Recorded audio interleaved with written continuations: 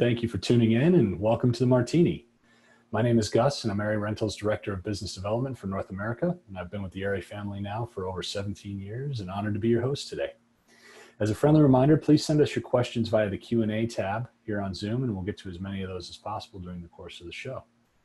We are very fortunate to have with us today the incredibly kind and extremely talented Zach Kuperstein. Zach is a New York-based cinematographer who received his BFA from NYU in 2011.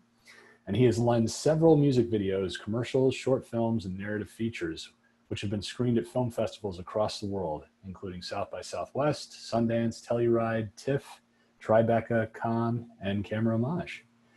Some of those features are Eyes of My Mother, Jonathan, The Climb, which has just gotten released, I believe, and coming soon, The Vigil, which is very scary and still haunts me in my dreams. All right. Welcome, Zach, and thank you for taking the time to be with us today.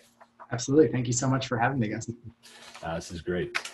So a little early this week with the holiday weekend coming up, but hopefully you've got some fun plans ahead. Yeah, looking forward to it. Trying to get out of town for the first time in months, actually.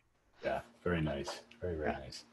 So give us a little backstory on what attracted you to the moving image, how you got hooked on filmmaking. Yeah, definitely. I mean, it all kind of started with moving. I'm glad you said moving image because I've always been about motion. I was biking very young as a kid and tried to get into skateboarding, but wasn't very good at it. So I ended up filming my skateboarding friends. I had a Sony Handycam that my dad let me use, which I broke and he never let me move that down. Then we got another one and I was able to kind of make some skate videos and bike videos and was kind of drawn to the editing process, putting it all together, making stories out of it. And I thought I wanted to direct when I went to NYU and I quickly realized that cinematography was where it's at. So. Very cool. What were you editing on when you were doing your skateboard videos? That was iMovie. Oh, very cool. Perfect. And then Final Cut Pro. There was a video class in high school actually that had Final Cut. Turned me on to that. And I was like, oh, this is legit. Very nice. And then moving from skateboard videos to the real deal, was there like films or other artists that you were really, really drawn to and really like kind of set you off in that direction? Yeah, I think I mean, Scorsese was kind of the most known director to me at the time. So I liked kind of reading about some of the storyboarding he had done. And I ended up trying to do a lot of storyboarding and planning out the shots for some of my high school films. And then I read Sidney Lumet's, I think it's called Making Movies, right before going to college. And that really shaped the way I think about being on set and working with people and trying to make movies. Yeah. Two classic New York filmmakers. That's awesome. Yeah. I just recently watched 12 Angry Men with my kids and I was just blown away that, you know, young kids were still drawn to that. I mean, they watched the whole thing from beginning to end, completely hooked. Yeah. And it's, you know, 12 guys in a room for 2 hours. So it's like, definitely. I think about that so often because it kind of has that visual arc that he talks about of going from long lenses to wide lenses and bringing the ceiling into it. And I don't know. I thought that was just like such a simple through line that he put in there. It's so easy to do something like that. Yeah, it's amazing. Very cool. And speaking of movement, I mean, I can't think of anybody better than Scorsese to talk about moving the camera. I mean, unbelievable when you watch his films. Yeah, definitely. And hearing about like Steadicam and having my mind blown that the camera could move that way, it was just so exciting in high school that I got inspired to build a dolly and a jib and my own Steadicam out of like a bed frame and some pieces of plywood and some angle iron, I guess, and springs, and it all kind of allowed us to move the camera around. So that's so cool. Anytime I'm looking for inspiration, I throw on like Color of Money and just watch those shots that he does around the pool table and everything. It's just like, oh, it's so much fun. Very cool. Any mentors as you worked your way through high school and college and into the industry? Absolutely. Yeah. I mean, there were a few cinematographers at NYU who I looked up to and had the chance to work with who like Brandon Roots and Ivilo Gedov and Andrew Ellis and Alfie Alcantara. And I took a lot from each of them in different ways. Like Alfie's a fantastic documentary cinematographer and he just has such a kind and open heart and like a a way of taking in the world that's just very accepting of whatever's in front of him.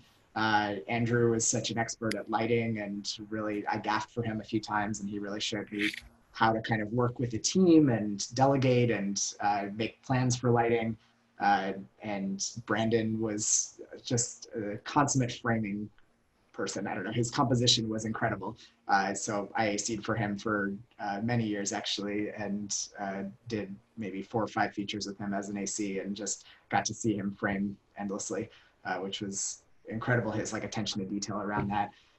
And Ivilo was somebody I met in high school. Actually, he was a kind of TA for the NYU summer high school program. And he just kind of said to me when I was working with Nick Pesh actually in high school where I met him, Avila was like, Zach, maybe you should be a DP.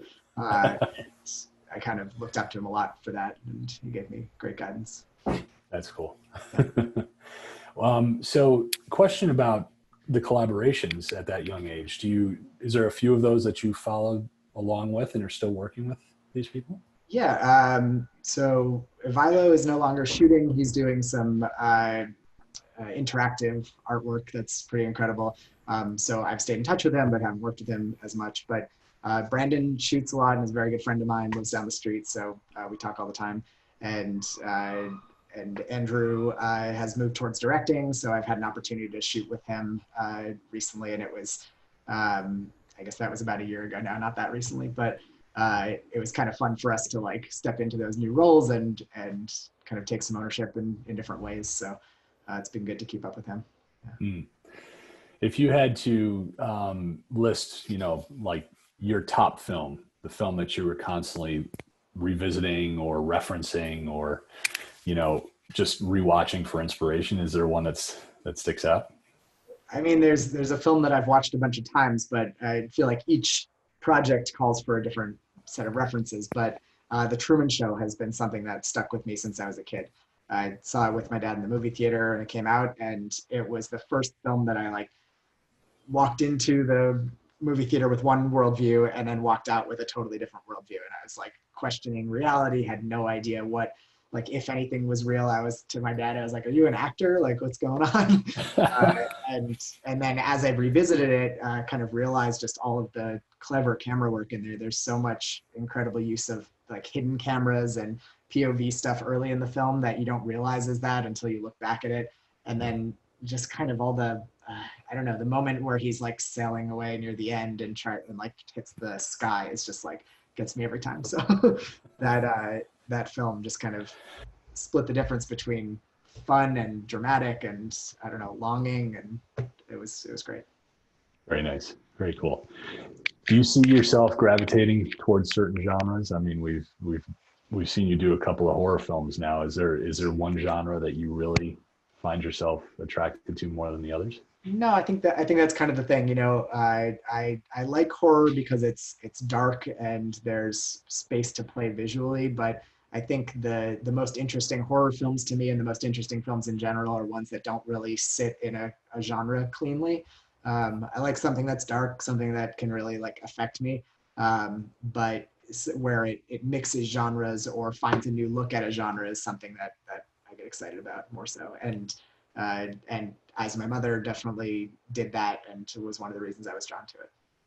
Well, let's jump right into that because that's a perfect segue for that. You've shared some amazing images with us from that film, and also some inspirational references and things like that. So I'd love for you to talk through first and foremost. I think starting with how did you get to this project? Was this a script that was handed to you? Was it somebody you had met and collaborated with before? Yeah, so like I said, Nick Pesh, the director, is a longtime friend of mine. We went to the NYU summer program together, and when we were in high school, and we were roommates, and had worked together on a bunch of student films through school, and then music videos after that. We did a kind of handful of music videos leading up to doing Eyes, and in that time, he was always telling me about what was coming next. So he shared the script for As My Mother with me, and it was something we talked about for at least a year, if not more, a year and a half before it finally happened. And there were a couple of close calls where it almost happened. And it was just such a like no budget project and just getting all the friends together and everybody doing favors. But I think because we were able to, I don't know, get everybody on board and excited about it, and take a thrill in the horror of it. It was a lot of fun. And Nick, this image actually is his collection here is kind of speaks to Nick's inspiration about it, and he has told me about his mother, who was an eye doctor, and he used to do eye dissections with her growing up. So he always wanted to kind of have a scene with an eye dissection in it. They would cut open cows' eyes. So there was, I think, one of his student films we ended up shooting in his mom's office, and it was kind of about that. But for this is where we really got to realize that. And the cow's head you see there is a real cow's head, and it was the cow was killed humanely by a butcher, and the meat was used and sold after that. But the head was donated to us and used for this scene. So it's the real deal in the scene. And I think also this kind of points out, big reason we chose black and white. The color image just somehow is a little too jarring, and there's so much horror in the film and disturbing imagery that by making it black and white, it's softened a little bit and makes it a little bit more palatable, while also sort of getting in your head a bit more because you can imagine things to wherever you want to go. Mm. So. Yeah. Wow, amazing. And just for some technical background, what did you shoot this on, camera lens-wise?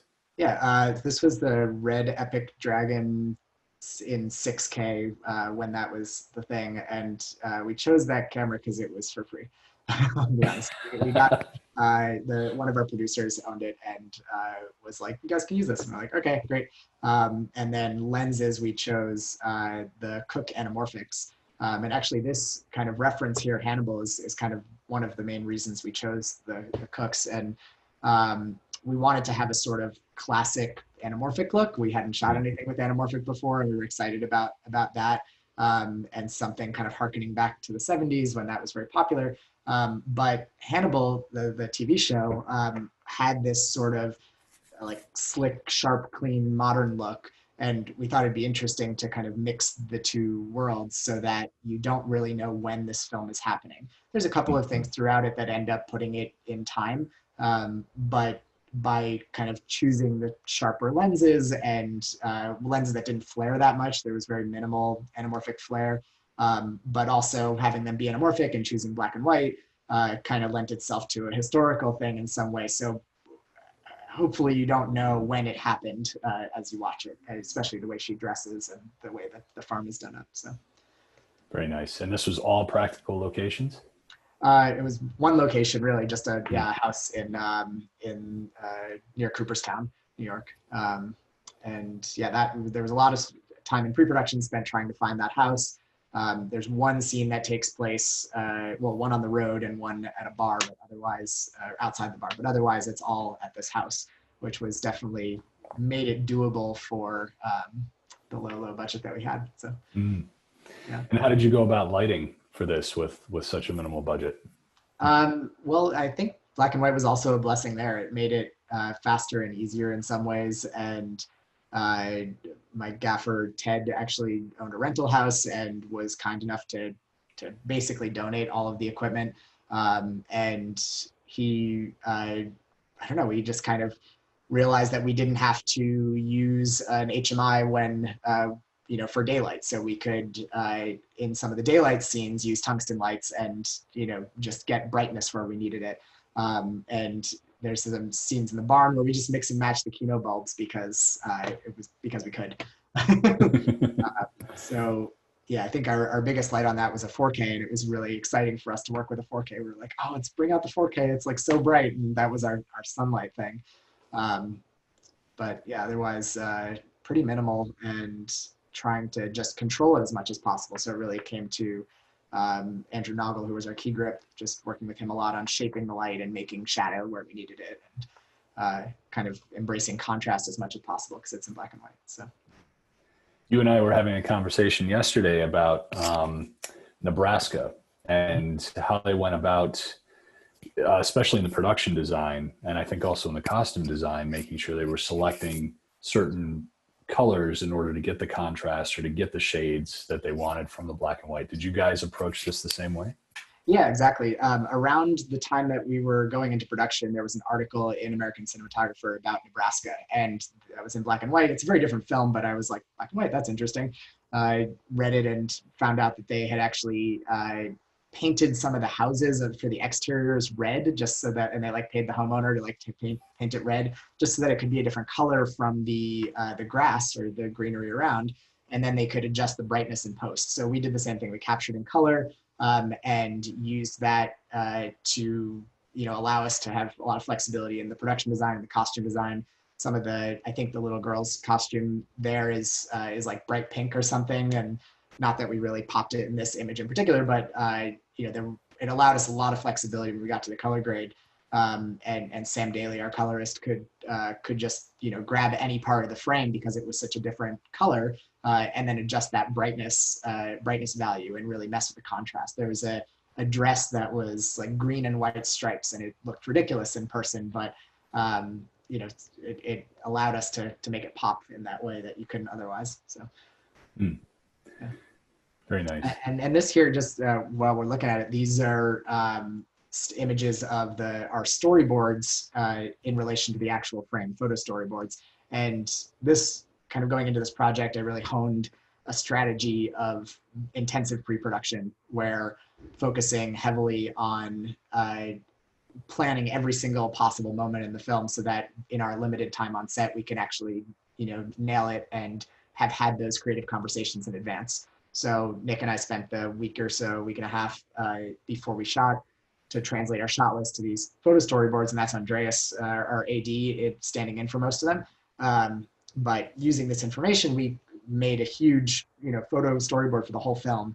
And then I could just hand that out to the crew and just be like, here's the shot we need to set up. Like, let's set this up on this lens, while I could focus with, the lighting team, Ted and Noggle, on making it, what it needed to be lighting wise. So I've since then employed that strategy on every film, and it's really paid off because the time saved on set is totally worth it. You said earlier on you were crewing, you were pulling focus and doing that kind of stuff. Now that you're a cinematographer and you're on set, this is a regular recurring question for me. Do you focus more on the camera and the lenses and setting all that up, or do you find yourself focusing more on the lighting? Yeah, that is a good question. And I think I came at it from both sides simultaneously. I did pull focus more, but I also gaffed a lot and tried to get my hands on the lighting equipment. And I realized that I could actually learn more about lighting as an AC because I could watch the frame as it developed. Like, we'd set up the camera and then the DP would work with the gaffer and start lighting it. And I could just kind of watch those pieces come together and see what the DP was thinking in terms of light placement and values and exposure, and see what the end result was. So I learned a lot from Brandon doing that by just being by his side and seeing how he was lighting things, and working with my friend Alex, who's a great gaffer as well, and watching the two of them collaborate about it. I can kind of sit back and just take in the knowledge. So I think when it comes to shooting something, the approach is probably first from the camera perspective with the director, because really that's the director's domain, and I want to make sure that we're on the same page about it. And then and that I'm contributing and collaborating to that conversation. And then the lighting is sort of secondary, but it's not secondary. It's it's all part of the composition in the end. It just has to kind of revolve around wherever the camera is going to be to tell the story. That's kind of the priorities, I guess. Yeah. Well, on that keyword composition, I have to ask: is this all are you operating for all? Yeah. I've always operated. I've done a little bit of work with Steady. I don't do Steadicam, so whenever, if not on this film, but have done some work with Steadicam operators, and occasionally have two cameras for leapfrogging. But I really don't like doing two cameras at once, and I really like to be close to the camera and have my hands on it. I'm a very hands-on kind of person. So. Yeah. Very cool. Yeah. Is this the only film that you've shot in black and white? It is, yeah. I mean, there were some student films, but yeah, this is the only one I've done in black and white, and it was, yeah. It's gorgeous. And, referencing Ida before, that's something that does come up and then some of these compositions and the contrast is really you hit it right on the head, man. It's gorgeous. Thanks. Yeah. Yeah, it was a fun experiment. And I think actually Ted and I would always joke that like black and white is kind of easy mode. It's like one less dimension to have to think about. And it did make things a little bit easier at times, I will admit. So. Beautiful. And then on to a really, really interesting project called Jonathan. And I think, I'd love a lot of the things you shared with us. I'd love for you to talk through, the whole psychology of the imagery that you put into that. There's a lot going on there. Yeah, so definitely. Put these stills up. Again, how did this project land in your lap? Yeah, so this was, I guess I got a call from a line producer that I didn't know, but somebody referred me to him. And I interviewed with the director, Bill Oliver, and read the script. And I was like, this is awesome. I'd be so amazed to be able to do this project. And I really didn't think I had a good shot at it. But I guess Bill and I really hit it off and kind of talked about some of the similar references after I read the script. And a little background on the story is about a guy who effectively has multiple personality disorder, played by Ansel Elgort, and he plays Jonathan, but also John, who is his alter ego, kind of like a Jekyll and Hyde thing, where he's awake during the day and John is awake at night. And the whole film takes place from the daytime Jonathan's perspective. So there was this kind of fun challenge of how do they communicate? How do we represent John as a character? And you'll see in some of these that John was only visible over a video call, or not video call, it didn't have Zoom, but they took videos of themselves and then recorded it. And the next morning or that night, the brother could watch it. So the theme for this was, and I asked Bill in our interview, and this was something that I took from hearing a podcast with another DP, and I don't remember who it was. I wish I could recall, but he said he always, going into an interview with a director, will ask if there's one word that the film kind of applies to this film, and to use that as sort of a thing to go back to. And for Bill, he came up with loneliness right away. And then that just, everything kind of came out of that. So it's a lot of negative space in the framing. There's obviously a duality that we wanted to represent. There's some good stuff we did with reflections, but trying to make him feel kind of isolated and alone. And here's another example where there's just a lot of negative space in the frame, and make him feel small in it. And even though he has this brother or this other ego, he's really by himself. And that's sort of Jonathan's struggle throughout. So. And so you use lines, yeah, in the film, and I think it's every frame you see that, whether it's some of the shading or shafts or furniture or doors, there's always very straight vertical lines or very straight horizontal lines. Yeah, exactly. And that comes out of Jonathan's character as well. He's very, he's like straight edge as compared to John, who is much more fun loving and kind of likes to more adventurous. And Jonathan is an architect, and he's very interested in lines and linearity and having a plan. So we tried to incorporate geometry into as much as possible, these vertical blinds, and also making his sparse apartment feel interesting and have character, because we intentionally didn't put, Lisa Myers was the production designer, and she really didn't want to put in much on the walls, which was great. And I was at first a little scared about it because it was like, oh, okay, white walls, what are we going to do? But we found some fun ways to kind of create contrast on the walls and use that daylight to do that, and find shapes in the apartment that could trigger interesting framing. Yeah, and this apartment took us a long time to find. That ended up being on Roosevelt Island, and was kind of a cool building. But yeah, very nice. And it reminded me of the original Insomnia. As soon as you pulled these images up and showed them, the original Scandinavian version, it's bathed in light, and it can be very cool for most of the film, but sometimes there's a little bit of a warmer tint. And I noticed that most of the stills where it's him alone are very cool, but that one still before where he's with this girl has got a warmer tint. So it feels like there's a very purposeful color palette that you guys chose here. Absolutely. That was a very intentional divide. And yeah, his loneliness, we felt that was best reflected with the blue tones. But her character kind of brings in warmth and makes him feel warmer somehow, even if it's just a little bit. So whenever she's around and in her apartment, in her space, it was always a little bit warmer. And that was just a color temperature and camera adjustment. Okay. And just for technical background on this film, what did you end up using camera lens with? This was the Alexa 4.3, the Plus, I guess, and we shot anamorphic as well with this, with the Cooks. And it was interesting having used them on eyes and then coming to this, and it, kind of similar reasons. We wanted a clean anamorphic look because he's very clean. And I actually found I wasn't in love with the Cooks after this, and I think it was because of it was in color.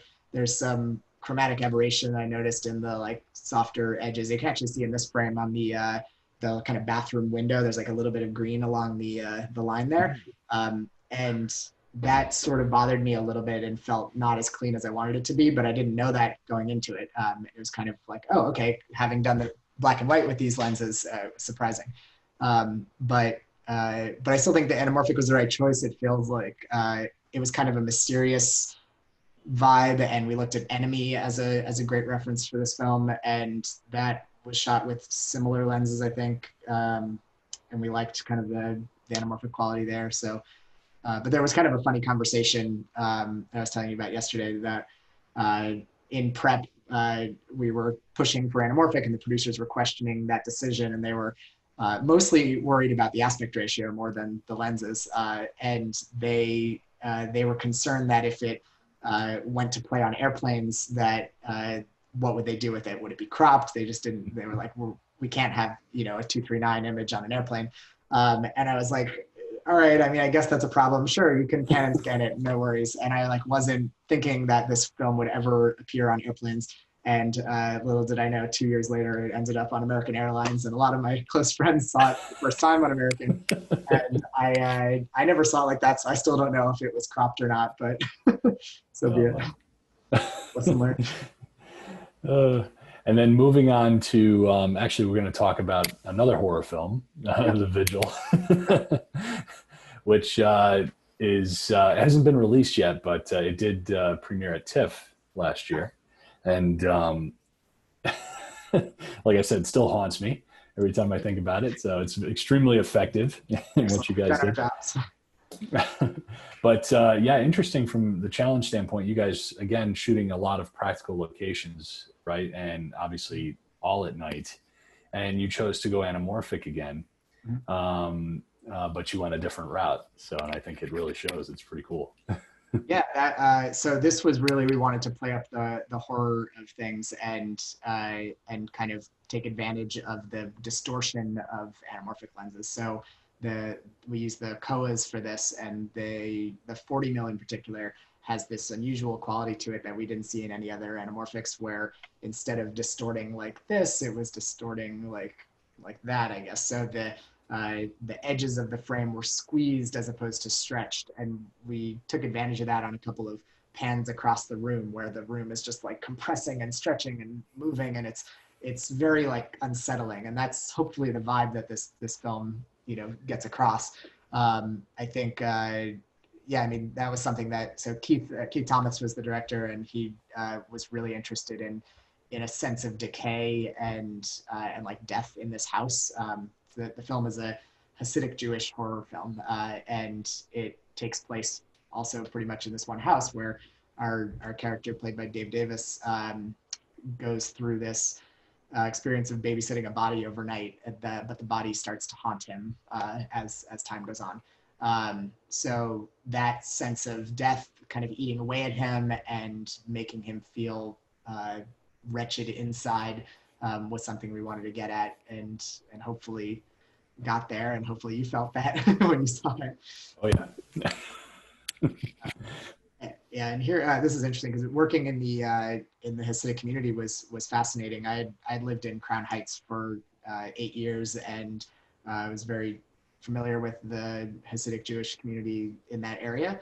I wasn't as familiar with I think it's Borough Park or South Williamsburg, but we had a connection through our producers. The rabbi in this shot, his name is Menashe, and he was in a film called Menashe about him a couple years earlier. But he served as our liaison to the community and really did a great job of allowing us in and welcoming us to tell this story there. Yeah, this is us kind of shooting in South Williamsburg. You can see there's a lot of Hasids around the dolly track gathered to watch, and it was because of Menashe's work that we were able to not be a threatening presence. We really wanted to be friendly, and they were luckily very open to us and made for kind of fun crowd gathering, and all the kids were super curious about the camera and the dolly. It was a good time.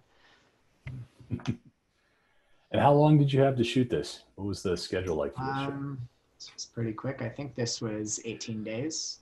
Wow. It was really pretty fast. And this actually image was from I think it was one of our first days, and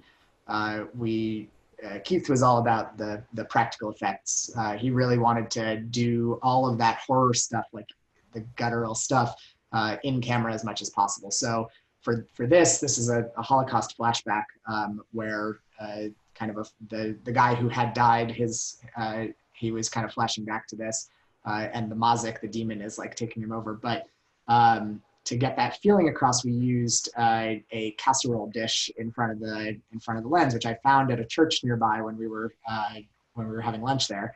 You just put it in front of the lens, and the curvature of the glass on the edge created this distortion where I could move it and kind of create some funky shapes. And then that with what is it called?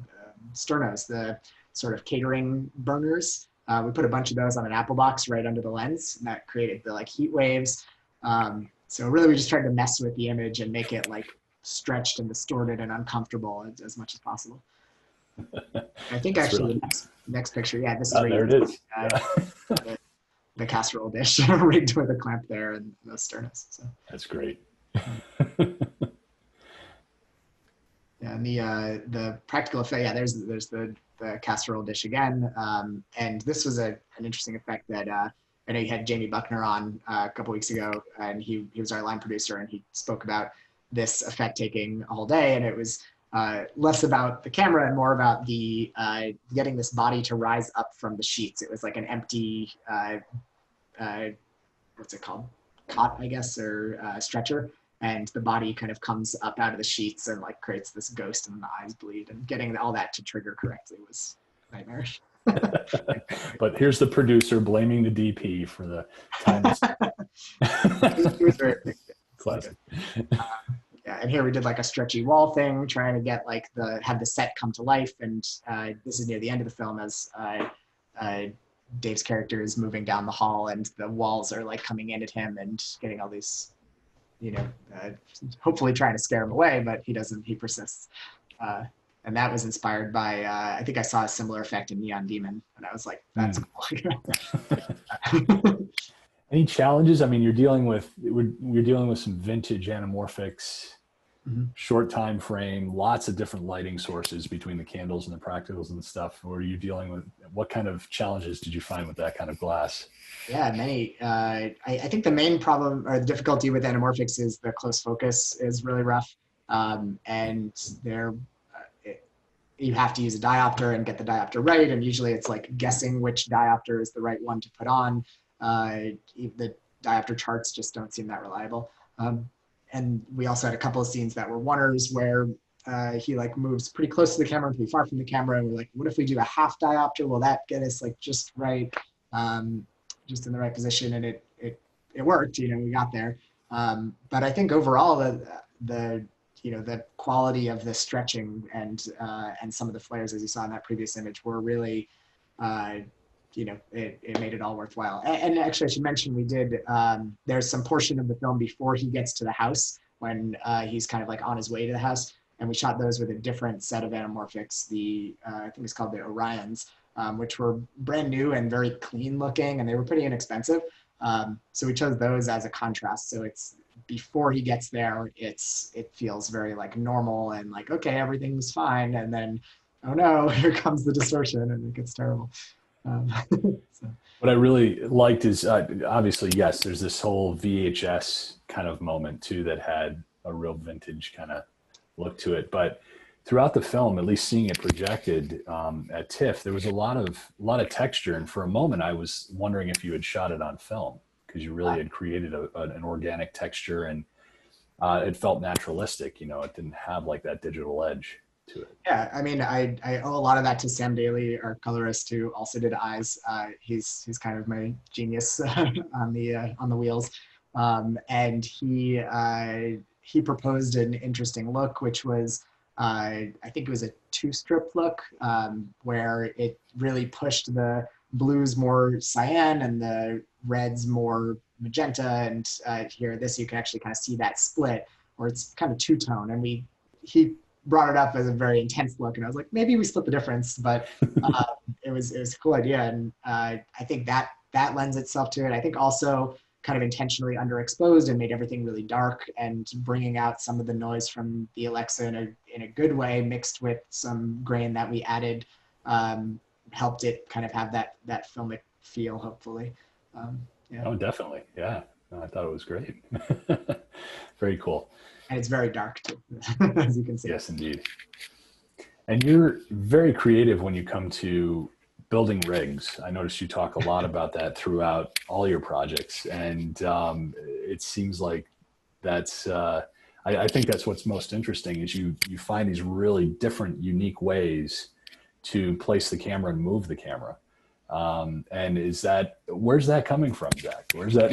Well, that comes right back to the motion. You know, I'm a tinkerer at heart, and I think I like building stuff. Like I built a dolly in high school, and I really like things in motion. I still bike a lot, and I want to be able to move things as much as possible. And I love mechanics and the way that things interact physically. So yeah, that's probably where that's coming from. And it always just feels like a way to solve a problem. It's not like we're trying to do something crazy. It's like, well, here's the shot we want to get. How can we do it? And we don't have enough money to do it right. So let's do it wrong and it'll work. Interesting. Well, it's full on display in the next project, The Climb. Yes. I mean, this is an amazing technical feat of what you guys did. Now, the whole concept, this was at the beginning of when you guys were going through and meeting, and the script was designed that every scene would be a oneer. Yeah, absolutely. So the Climb was based on a short film that Mike and Kyle, the two stars and co-writers, had made a year prior, where the two of them are there they are biking up a hill, and they have this conversation, and it's all one shot just leading them up the hill. So they wanted to make a feature out of that, and they were like, why don't we do every scene as a oneer if that's what was so great about the short. I mean, the writing was what was so great about the short, and the writing, I can't say enough, was what made this film really sing. But the doing it as oneers was like, oh, that's such an awesome technical challenge. I'm super excited about that. How can we go balls to the wall with it? And one of the things that Mike had suggested early on was transitioning the camera from one type of support to another during the shot. And I don't remember the names of the films he mentioned, but some earlier films that had done like cameras on a tripod for a while, and then suddenly it picks up and goes handheld. And it's like, okay, that's cool, but like, can we do more? Can we go further with it? And that was always with the intention of trying to think of each scene still as a shot list and still as coverage. So these two shots that you just saw are from one scene, but it's always going to be a oneer. And how can we get different coverage and different moments while moving the camera from one spot to the next? So this is an example where you see this is the opening scene of the film, and very much what the short was based on, where they're biking up the hill, and we come down, we get closer to them, and there's actually a point where we turn around and follow them. So that was sort of the level up from the short, and I was like, okay, well, how do we do that? We got to do it with a jib arm on a car of some kind, and this picture, you see the arm and the electric car that we got at the bottom right, but you also see the crew walking alongside it, and that is because the car would not get up to speed on that very steep hill. We tried pushing it, we thought the battery had died or something. We got this electric car for sound reasons, and nothing would get it up to speed to match the biking. And it was a really, really steep hill. It's like part of where some of the Tour de France bikers train. So we're like, well, what are we gonna do? We could put the camera in the back of a van like they did for the short and just kind of abandon this turnaround thing. And I was like, that just doesn't feel right. We gotta solve this somehow. So we ended up. I noticed that the electric car came on a process trailer. That's how it had arrived. Like, why don't we just put this electric car on the process trailer? We'll drive the process trailer with the arm on it, as is. It'll give us a little more space for Video Village and do this whole thing. And everybody was like, all right, sure. So we gave it a shot. Our French crew was fantastic and went with the flow. And yeah, we got it to work. And that was one of our shortest shooting times because we spent so much time rigging and setting up and failing, and then really had to get it done in like half a day at that point. So yeah, the rest of the film, we had a good amount of time to rehearse and get what we needed. But Wow. So there's no stitching in post. Every shot is purely every shot, not every shot, but every scene, I would say, is singularly shot, and there are some scenes that are stitched together to make a transition. I'll explain that in a later for some of the later images. But this is just an example of a scene where we are on a dolly for the whole thing, but you can kind of see like this looks like a storyboard from one scene of a bunch of different shots. And I think a huge part of it was kind of hitting those marks and trying to find different frames throughout and tell the story like we would. So actually, Mark, if you go to the next image, you can kind of see the dolly and all the marks on the floor that we had there. Thanks to our second AC, Matt Richards, for laying all those marks. And mostly so that Logan, our first AC, could keep things in focus. He, it was a pretty hard task that he was given to kind of nail it for the whole take, because there was no way to merge parts of the take. There wasn't coverage, and it was really just up to him to nail it, and Dylan to push the dolly, and me to operate it, and collaborating with the sound team to get the dance of it right, to get the boom in the right position. So it was always a fun challenge. And was this shot spherically? Yeah, this was. This was with the Cook Speed Pancros, which I tried on a short film earlier.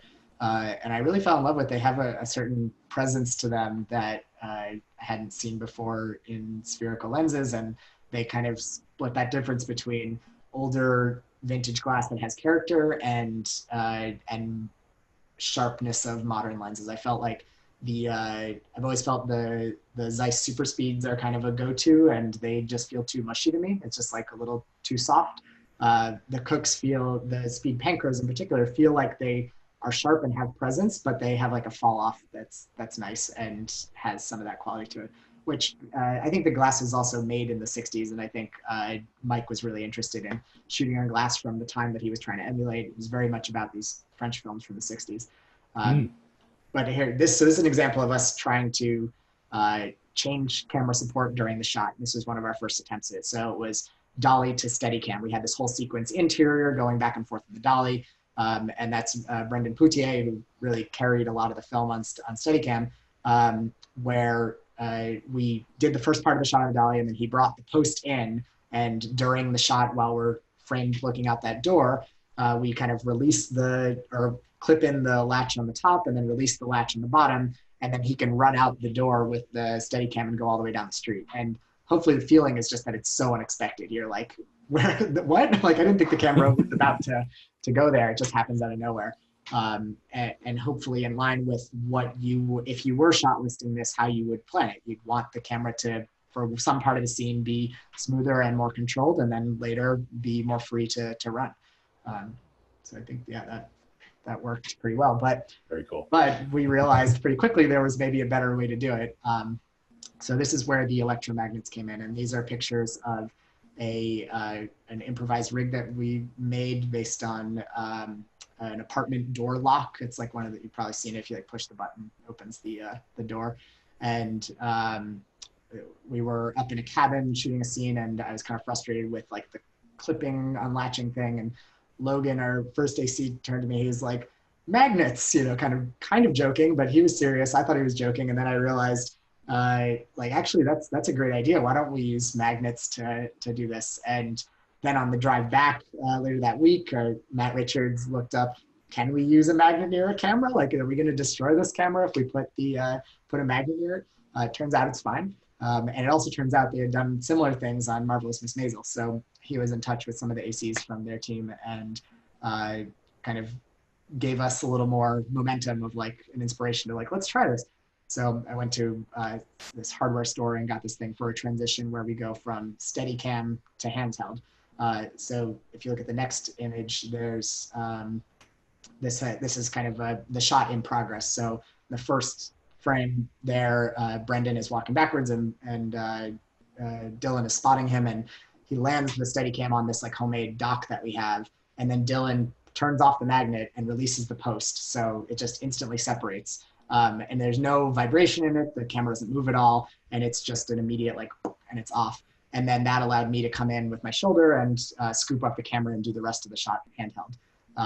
And I don't think anybody's done that exactly before, and I was really pleased it worked out. And it was definitely a figure it out on the day kind of thing. It's a little stressful, but I think we nailed it. So cool. You're gonna have to brand this. You know, you're gonna have to come up with something here. Right. People have suggested that, but I don't know. It's a lot of like drilling holes in plates and just.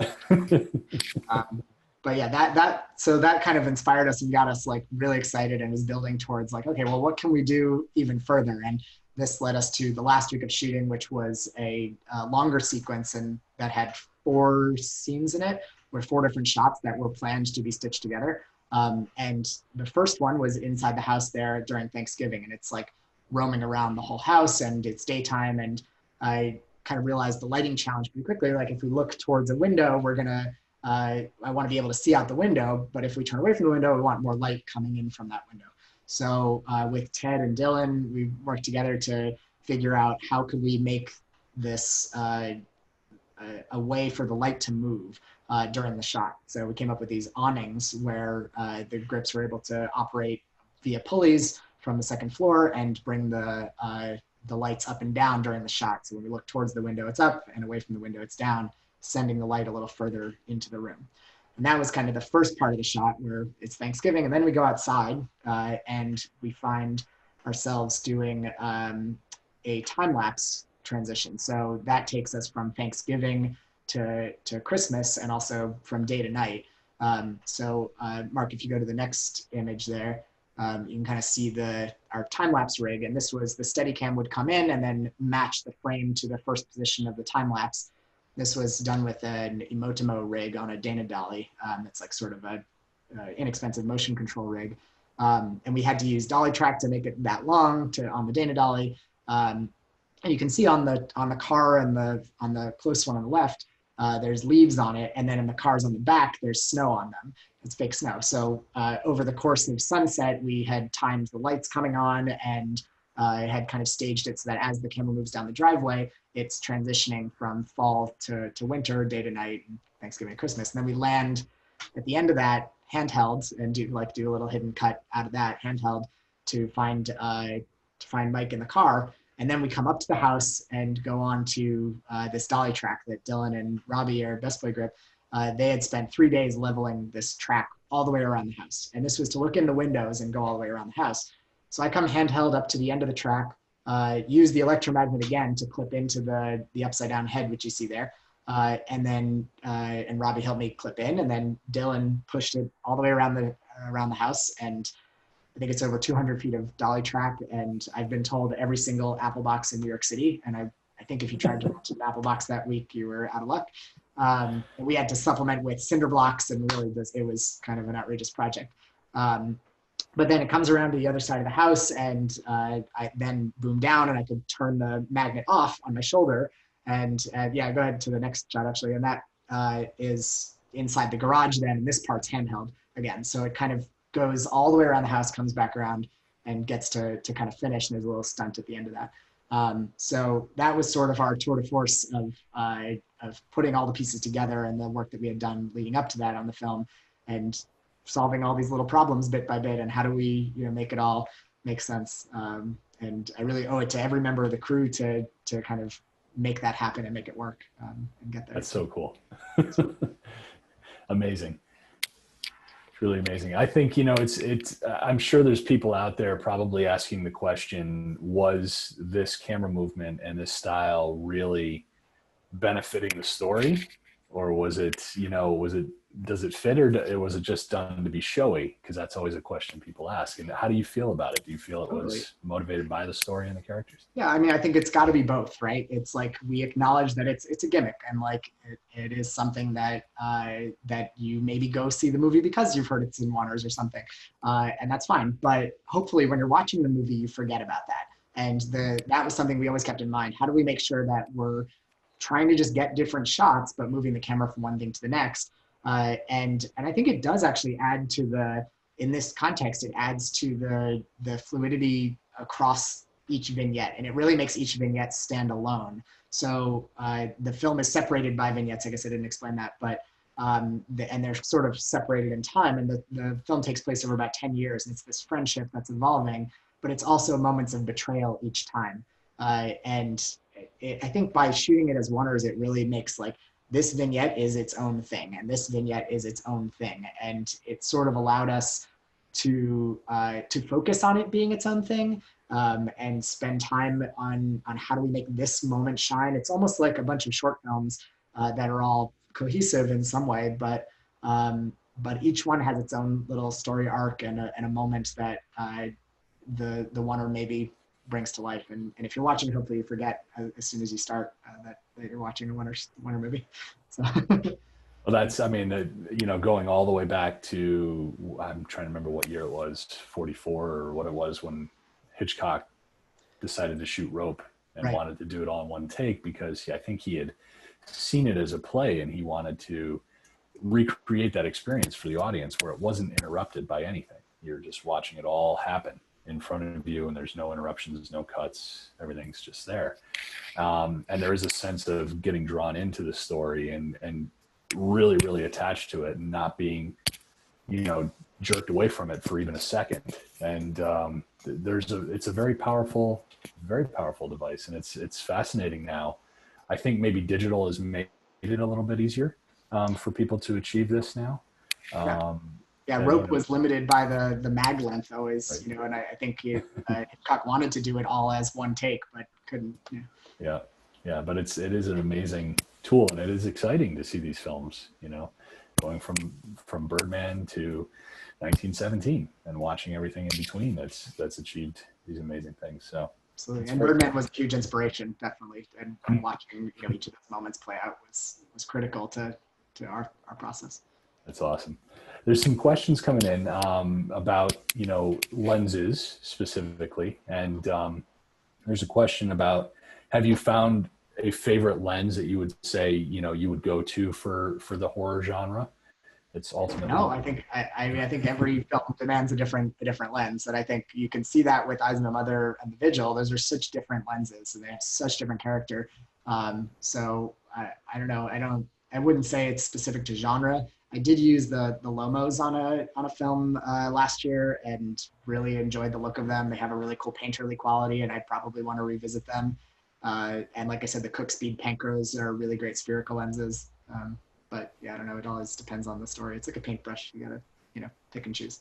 And how about using anamorphics, in real locations where you've got lots of practicals, whether that's headlights or street lights or this and that? I mean, how do you deal with those, controlling the flares, controlling the stuff hitting the anamorphic lenses, especially older ones that have a tendency to have so much distortion and flaring?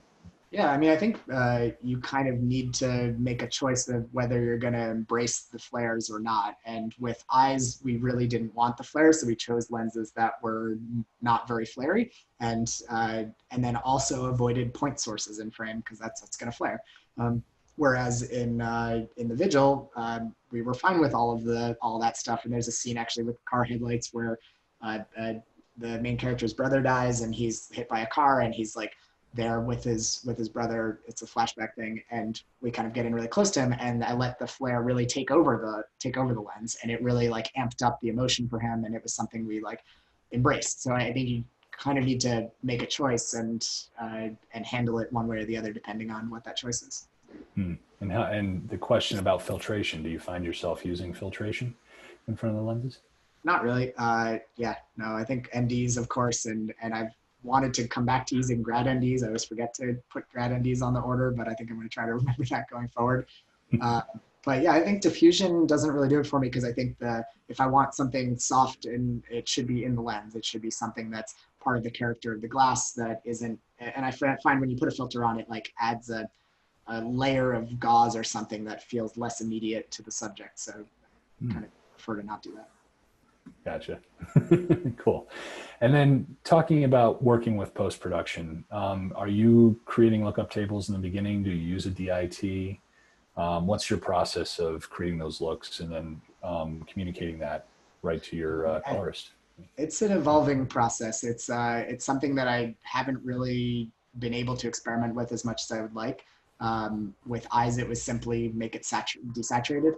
I did get to have a great DIT. Matt Richards, actually, who was the second on the climb, worked on another film with me as the DIT, and he's really great at helping me kind of manage the look on set. But it's almost a luxury that I haven't been afforded yet, and I hope to get to play with it more on future films. But having Sam, knowing that he's going to be there in the color grade in the end, and trying to make sure that the production will go with him and work with his company, makes me feel a lot better about it. And we just kind of monitor in 709 on set, and I kind of know what I'm getting exposure wise, and then come into the color grade with ideas, which has backfired sometimes, admittedly. There's a lot of DPs talk about like in the edit, the director falls in love with the look, so you want to make sure that that's as close to the grade as possible, and that's happened, and I think, but it's okay, and I just kind of embraced that and was like, okay, that's the look we're going with then, and that's what this film is going to be like now. I've got a silly question for you, and this is from me directly. I always like to ask, is there a particular tool, whether it's a camera, a lens, a light, a remote head, whatever, something that you would love to have in your arsenal that just isn't available out there? You always find is, I wish I had something that did this. Electromagnets, but no, I think I get, it's kind of hard to articulate, but I get fed up with wireless stuff in general being unreliable. So I would really prefer if wireless stuff was always working, and like, endless range. I know that's not realistic, but like somehow making that just so much more reliable, because the amount of time lost on the climb where the Preston like wasn't connecting, or we lost the monitor signal, it just eats time. And when I was ACing, it was kind of the early days of Teradek, and Brandon shot a lot of handheld, and it was always a hustle, like get the Teradek to connect. And I felt so bad because we were losing time, and it's like nobody's fault, but you just feel terrible about it. So yeah, anything to improve the wireless connectivity, I'm all about that. Very cool.